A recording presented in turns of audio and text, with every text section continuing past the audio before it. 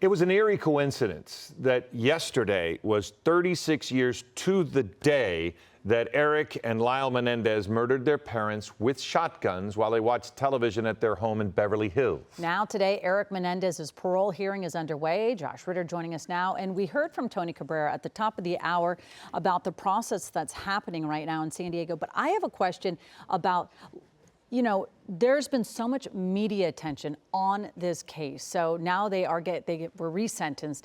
Now, does the Parole Commission have any kind of, is it swayed at all because of just the high profile nature of this case?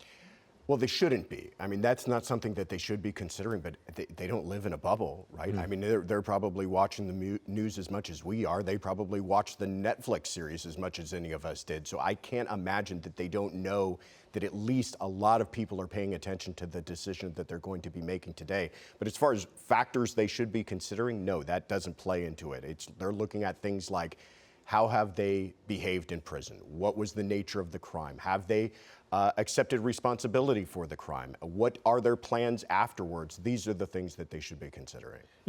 Colleen and I were just talking about this a moment ago, and it struck me when you were asking the question. This happens every day. There's a parole board meeting all of the time. How do you think this case is different than maybe other parole cases that come forward? And is there any way the board can look at it that way?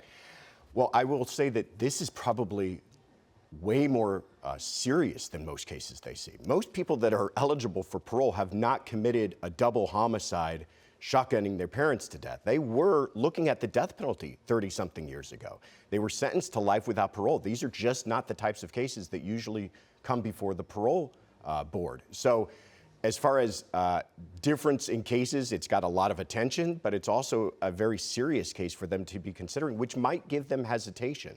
Usually they're not looking at paroling someone who's committed this kind of a heinous crime. Yeah, and this seems, again, and this is a very polarizing case because if you look at the crime, it's pretty horrendous. Yeah. And a lot of people feel like they've done their time. Are they fit? Are they unfit when they come out? And then you look at the political ramifications. So you have D8 Hochman saying, no, I want them to pretty much stay behind bars.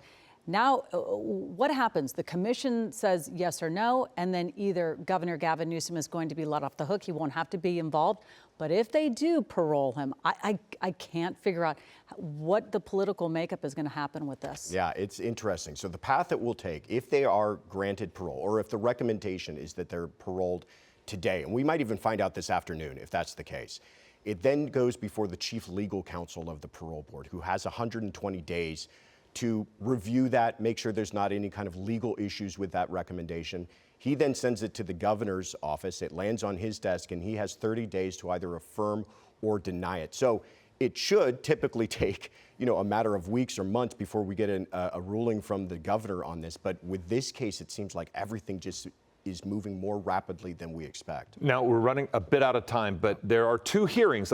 It's very important to note, one today, one tomorrow. Will we learn anything about how this will be presented tomorrow by what's happening today? Same attorney, Mark Garagos, is doing both. Same attorney, different board members, which is interesting. Oh, wow. But I have to imagine that whatever we hear about today, I cannot see the next parole board doing something dramatically different, just because they have been considered as a unit, though they will be individually judged by a parole board and by different members of that parole board. Interesting. There's so many more questions. I wish we had you for the next half hour. Well, and it is important to note there could be different results. Yeah. So we will wait and see. Josh, thank you very much.